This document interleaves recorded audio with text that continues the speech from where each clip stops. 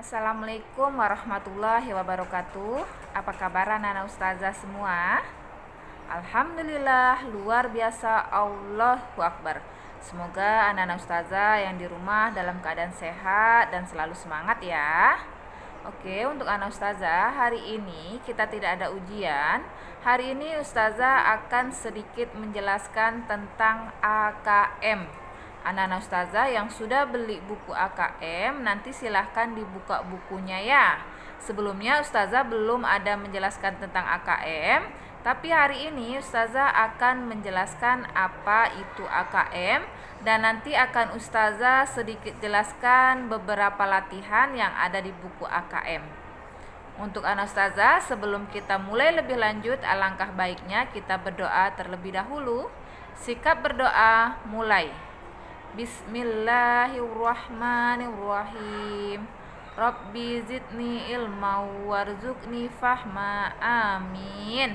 Mudah-mudahan anak ustazah dalam pembelajaran hari ini dimudahkan dan dipahamkan. Amin.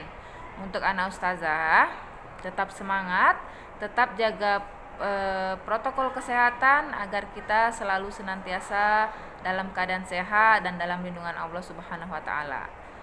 Simak video ustazah sampai selesai ya. Anak ustazah, lihat, buka buku antum ya, buku AKM-nya yaitu Erlangga Fokus AKM atau Asesmen Kompetensi Minimum SD. Oke, apa sih itu AKM? AKM yaitu Asesmen Kompetensi Minimum. Adalah penilaian kompetensi atau kemampuan dasar yang dilakukan kepada peserta didik agar mampu mengembangkan kemampuan dan menerapkannya dalam kehidupan sehari-hari. Kompetensi mendasar yang dinilai dalam AKM adalah literasi membaca dan literasi numerasi. AKM atau Asesmen Kompetensi Minimum tidak menggantikan peran ujian dalam mengevaluasi prestasi atau hasil belajar peserta didik secara individual. Namun, AKM mengganti peran UN sebagai sumber informasi untuk memetakan dan mengevaluasi mutu pendidikan yang ada di suatu wilayah, ya. Untuk anak ustazah jelaskan sekali lagi bahwa AKM ini adalah pengganti peran UN, ya. Dia pengganti peran UN. Tapi tetap AKM ini adalah sumber informasi untuk memetakan atau mengevaluasi mutu pendidikan yang ada di suatu wilayah untuk mengukur suatu kemampuan antum, ya. Kompetensi mendasar dalam AKM tadi sudah dijelaskan, ada kompetensi literasi membaca dan kompetensi numerasi. Kompetensi literasi membaca bertujuannya untuk apa? Untuk mengukur kemampuan memahami, menggunakan, mengevaluasi, merefleksikan berbagai jenis teks untuk menyelesaikan masalah dan mengembangkan kapasitas individu. Sedangkan asesmen numerasi dilaksanakan untuk mengukur kemampuan berpikir menggunakan konsep, prosedur, fakta, dan alat matematika untuk menyelesaikan masalah sehari-hari pada berbagai konteks yang relevan untuk individu sebagai warga negara Indonesia dan dunia. Komponen asesmen literasi dan numerasi dapat dibagi berdasarkan yang pertama ada konten, ada proses kognitif, dan ada konteks. Perhatikan di sini isi dari literasi membaca dan numerasi, baik kontennya, proses kognitifnya, dan konteksnya, ya. Pada literasi membaca, kontennya adalah teks informasi sastra. Terus pada proses kognitifnya ada yang pertama menemukan informasi, interpretasi dan integrasi, evaluasi dan refleksi. Sedangkan konteksnya adalah personal, sosial budaya, dan saintifik. Sedangkan pada literasi numerasi, pada kontennya ada bilangan, geometri dan pengukuran, data dan ketidakpastian, dan aljabar. Sedangkan proses kognitifnya ada pemahaman, penerapan, penalaran. Sedangkan konteksnya personal, sosial budaya, dan saintifik. Dalam bentuk soal AKM ada beberapa bentuk. Yang pertama, ada pilihan ganda. Yang kedua, pilihan ganda kompleks. Yang ketiga, menjodohkan. Yang keempat, isian singkat. Dan yang kelima, uraian. Ada di buku antum dijelaskan di halaman 8 ya. Antum baca saja bentuk-bentuk soal dari AKM. Selanjutnya adalah AKM ini dilaksanakan berbasis komputer dan bersifat adaptif. Pertanyaan yang disajikan bergantung kemampuan murid ya. Untuk anak ustazah, kalau antum menjawab soalnya benar, maka tingkat soal selanjutnya adalah kompleks, lebih kompleks ya. Sedangkan jika jawaban antum salah, maka soal selanjutnya akan lebih mudah. Itu penyajian dari soal AKM, yaitu bergantung pada kemampuan muridnya atau kemampuan antum. Selanjutnya, setiap peserta mengerjakan ya, baik literasi membaca, numerasi, survei karakter, dan survei lingkungan belajar. Intinya untuk anak-anak ustazah, di AKM ini kita harus meningkatkan literasi kita harus meningkatkan membaca kita ya. Selama ini ustazah sendiri dalam untuk membaca, minat bacanya tidak terlalu banyak ya, tidak terlalu tinggi. Maka dari itu dalam AKM ini kita dilatih untuk literasi, untuk sering-sering membaca atau minat baca kita harus lebih tinggi. Untuk anak-anak ustazah, ketika mengerjakan soal AKM harus dibaca soalnya baik-baik, harus dipahami, harus dimengerti apa maksud dari soalnya. Maka nantinya anak ustazah lebih mudah untuk mengerjakan. Selanjutnya ya, waktu pelaksanaan untuk jenjang SD AKM ini ada 2 hari, hari pertama dan hari kedua. Hari pertama yaitu tes literasi selama 75 menit. Terus ada survei karakter selama 20 menit. Hari kedua ada tes numerasi ya, selama 75 menit. Terus survei lingkungan belajarnya juga selama 20 menit. Ini ada jadwal jenjang SD ya. Untuk anak ustazah coba dilihat, coba diperhatikan. Jadwalnya di jenjang SD ini ada beberapa simulasi nanti sebelum kita memang ujian. Jadi untuk diperhatikan setiap tanggalnya, setiap jadwalnya ya. Pelaksanaannya yang pasti kita di bulan November ya. Antara tanggal 8 sampai tanggal 18 November. Nanti pelaksanaannya kita terjadwalkan. Selanjutnya, sebelumnya untuk anak ustazah, sebelum ustazah membahas soal literasi di buku antum, untuk ujian AKM ini hanya dipilih beberapa anak, tidak semuanya anak ustazah. Anak ustazah yang dipilih itu nanti mewakili teman-temannya. Mudah-mudahan yang mewakili teman-temannya sudah paham dan sudah mengerti jenis-jenis soal yang nanti akan dihadapi untuk ujian AKM ya. Siapa yang milih ustazah? Yang milih itu dari pusat, bukan ustadz-ustazah di sekolah, tapi sudah terpilih dari pusat secara otomatis. Jadi sampai sekarang pun ustazah belum tahu siapa saja anak ustazah yang terdaftar mengikuti ujian AKM di bulan besok ya. Jadi untuk anak ustazah semuanya harus siap mental, harus siap sedia, harus belajar soal-soal AKM agar nantinya kalau Ananda terpilih untuk mengikuti ujian AKM, antum semua sudah siap ya anak ustazah. Mudah-mudahan anak ustazah siap semua ya. Anak ustazah bisa mencari referensi di YouTube ya. Kalaupun ustazah jarang menjelaskan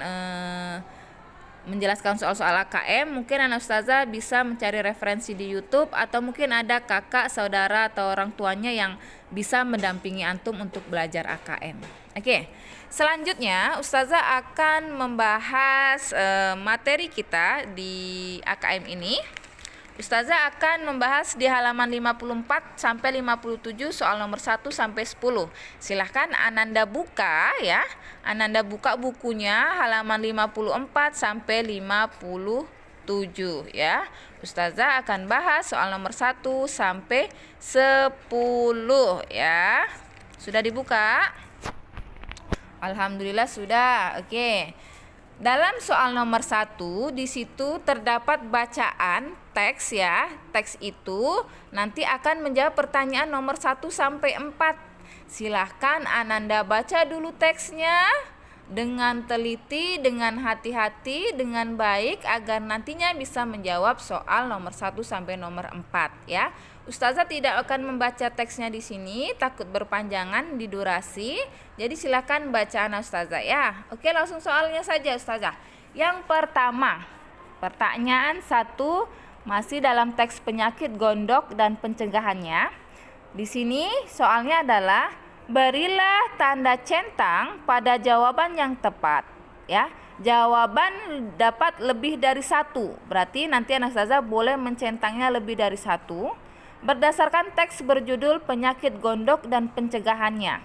Penyakit gondok ditandai dengan adanya benjolan di bagian leher. Bagaimana dampak penyakit gondok terhadap tubuh? Maksud dari soal tersebut tadi atau pertanyaannya, bagaimana dampak penyakit gondok terhadap tubuh? Yang pertama kita lihat, nyeri di bagian leher. Betul atau tidak yang berdasarkan teks tadi antum baca? Oh, ternyata betul Ustazah. Antum checklist ya. Oke, selanjutnya, berhenti bernafas. Berhenti bernafas apakah salah satu dari dampak penyakit gondok? Tidak ya. Tidak dalam teks, maka kalau tidak usah antum centang atau mungkin antum bisa memberinya dengan tanda silang. Silang itu mengartikan tidak ya. Sedangkan yang ketiga, sulit menelan. Sulit menelan ini yaitu dampak dari penyakit gondok ya, ada di dalam teks, berarti kita isi dengan centang. Selanjutnya, suara hilang. Apakah suara hilang adalah dampak dari penyakit gondok dalam teks? Tidak Ustazah, tidak. Kalau tidak maka antum silang ya. Berarti dari pertanyaan nomor 1 ya, tadi berilah tanda centang berdasarkan teks tersebut, ada 2 jawaban yang sesuai dengan teks ya. Oke. Selanjutnya pertanyaan kedua. Pertanyaan kedua ini masih kaitannya dengan teks tersebut. Lihat di situ ada sebuah tabel. Perhatikan soalnya. Berdasarkan teks berjudul penyakit gondok dan pencegahannya, hubungkan pernyataan dengan fokus isi teks yang tepat. Hubungkan dengan menarik garis. Jadi anak ustazah, antum tarik garis sesuai dengan pernyataan dan isi teksnya ya. Kebetulan di situ sudah ustazah tarik garis dengan dengan warna yang berbeda.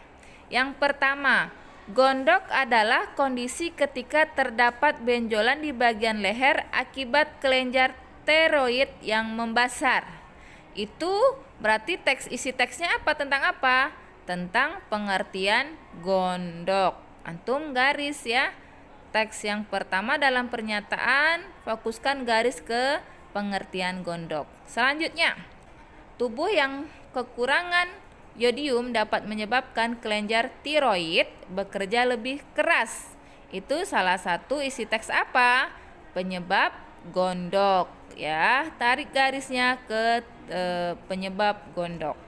Selanjutnya, mengonsumsi makanan beriodium dalam jumlah yang cukup dapat mencegah penyakit gondok. Itu sesuai dengan apa? Sesuai dengan pencegahan gondok. Ya, tarik garis ke isi teks tentang pencegahan gondok. Selanjutnya yang terakhir, tubuh memerlukan yodium dalam jumlah yang cukup agar kelenjar tiroid dapat bekerja optimal dalam memproduksi hormon tiroid. Ya, itu adalah fungsi dari yodium. Silakan ditarik garisnya dalam fungsi yodium. Itu adalah pertanyaan yang kedua. Selanjutnya soal nomor 3, berilah tanda centang pada jawaban yang tepat ya, lebih dari 1 berdasarkan teks berjudul penyakit gondok dan pencegahannya. Masih teks yang tadi ya. Pertanyaannya adalah bagaimana cara mencegah gondok yang tepat? Oke, kita lihat pernyataan yang pertama. memeriksa diri ke dokter. Betul tidak? Di dalam teks tadi ada kata-kata atau ada kalimat tentang cara pencegahan gondok itu dengan memeriksakan diri ke dokter. Ada ustazah? Tidak ustazah? Tidak ya. Berarti jawabannya adalah disilang. Ya, bukan dicentang, disilang. Tidak ada dalam teks bahwa pencegahan gondok itu dengan cara memeriksakan diri ke dokter. Yang kedua adalah menjaga pola makan dan mengonsumsi makanan bergizi. Ada nggak dalam teks pernyataan tersebut? Ada ustazah. Oke, kalau ada kita centang. Selanjutnya, mengonsumsi makanan yang mengandung yodium. Ada tidak? Ada ustazah. Oke, dicentang ya. Selanjutnya yang terakhir adalah rajin berolahraga setiap harinya untuk menjaga kesehatan.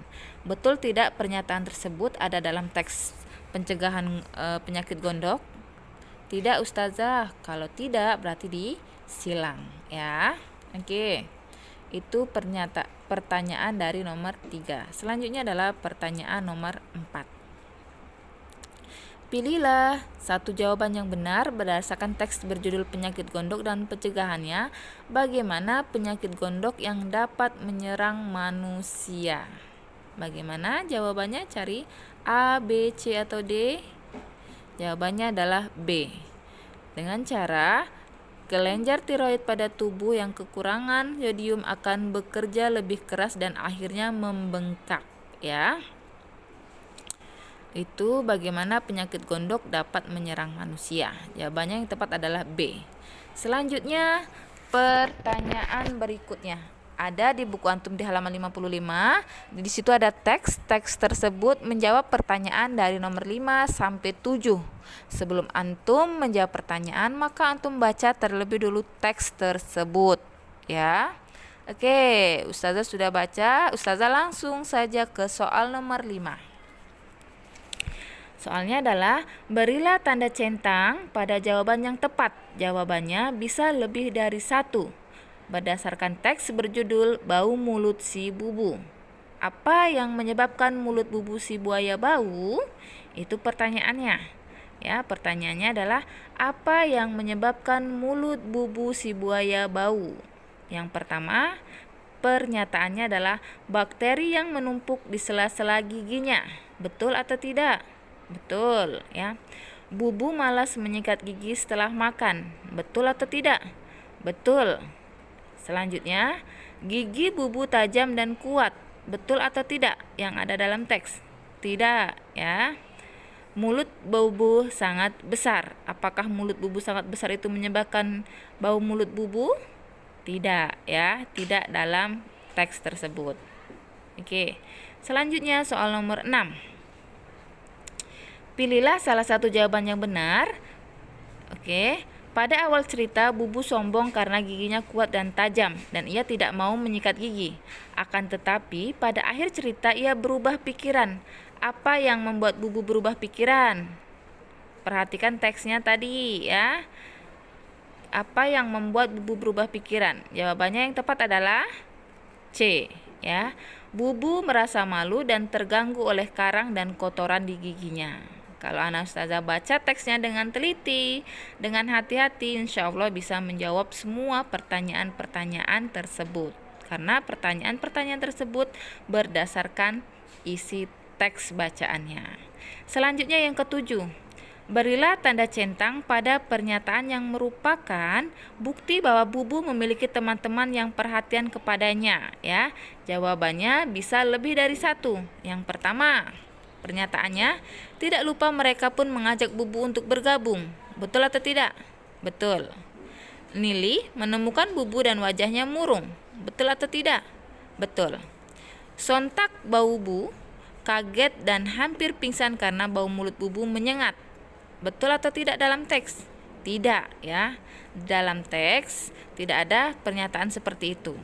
Selanjutnya, bau bubu bertanya, kapan terakhir kali kamu sikat gigi bubu? Ada dalam teks? Ada. Maka yang ada dalam teks maka antum centang-centang. Yang tidak ada bisa antum silang. Silang itu menandakan tidak ada dalam teks. Selanjutnya, soal nomor 8, 9, dan 10 ya. 8, 9, dan 10 di situ juga sudah ada teksnya di halaman 57. Antum perhatikan teksnya ya. Antum baca teksnya baru antum bisa menjawab soal nomor 8, 9, dan 10. Soal nomor 8. Pilih salah satu jawaban yang benar berdasarkan infografik mengenal tiroid. Mengapa kelenjar tiroid memiliki peran penting dalam tubuh anak-anak? Silakan dibaca teksnya. Mana jawaban yang benar? A, B, C, atau D? Jawaban yang benar adalah D. Kelenjar tiroid kelenjar tiroid memproduksi hormon tiroid yang memiliki peran penting pada perkembangan otak dan tumbuh kembang anak. Ya, itu jawaban yang tepat dari soal nomor 8. Soal nomor 9. Soal nomor 9 ini berupa isai ya.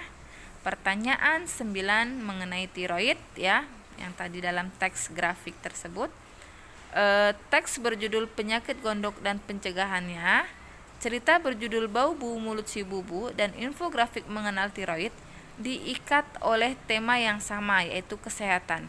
Apakah ilustrasi dari ketiga teks tersebut sudah sesuai dengan isi teks?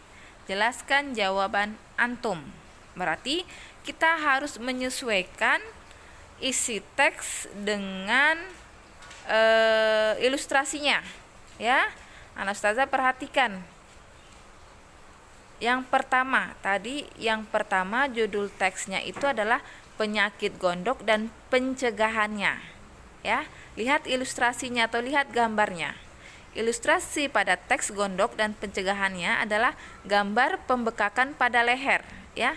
Gambar tersebut sudah dapat menunjukkan kondisi seseorang yang terkena penyakit gondok sehingga ilustrasi dan teks sudah sesuai. Maka yang pertama teks penyakit gondok dan pencegahannya sesuai ilustrasinya ya.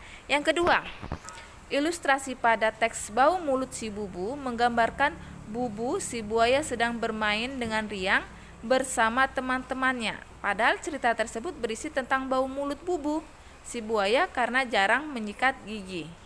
Jadi ilustrasi dan teks kurang sesuai. Ya, kalau kita lihat isi teks dan gambarnya itu tidak sesuai atau kurang sesuai. Selanjutnya yang terakhir adalah ilustrasi pada infografik mengenal tiroid, menggambarkan bentuk dan letak kelenjar tiroid serta berisi informasi tentang kelenjar tiroid. Jadi, antara ilustrasi tersebut dan informasi yang disajikan sudah sesuai karena sudah menggambarkan tentang bentuk atau letak kelenjar tiroid. Oke, itu nomor 9. Jelas? Mudah-mudahan jelas ya. Selanjutnya nomor 10 yang terakhir. Berilah tanda centang pada jawaban antum berdasarkan teks berjudul penyakit gondok dan pencegahannya, bau mulut si bubu, dan infografik mengenal tiroid. Apa saja pengetahuan baru yang antum peroleh, yang kamu peroleh? Yang pertama, rajin menyikat gigi dapat mengurangi bau mulut. Betul? Betul ya, bisa kita peroleh dari teks yang tadi sudah kita baca. Terus, garam beriodium dapat mencegah penyakit gondok. Betul? Betul ya. Yang ketiga, hormon tiroid hanya diperlukan oleh anak-anak. Betul atau salah itu hormon tiroid? Salah ya, tidak hanya untuk anak-anak. Selanjutnya, kelenjar tiroid berpengaruh terhadap perkembangan otak manusia. Betul atau salah? Betul ya. Jadi yang betul atau yang sesuai dengan teks yang ada di bacaan itu artinya sudah dicentang ya. Yang salah artinya tidak ada. Oke, sampai di sini apakah Ustazah paham atas penjelasannya? Mudah-mudahan paham ya. Silakan antum isi di buku antum tandai. Mungkin selanjutnya antum bisa mengerjakan yang lainnya untuk mencoba-coba ya. Oke, untuk itu Ustazah akhiri. Ustazah ucapkan terima kasih. Semoga tetap semangat, dan untuk anak Ustazah, congratulations, selamat ya. Tahniah wa barakallah untuk Ananda yang mendapatkan penghargaan kategori-kategori yang sudah Ustazah sampaikan ya. Ustazah tutup dengan penutup majelis. Bismillahirrahmanirrahim. Subhanakallahumma wa bihamdika asyhadu alla ilaha illa anta astaghfiruka wa atubu ilaik. Assalamualaikum warahmatullahi wabarakatuh.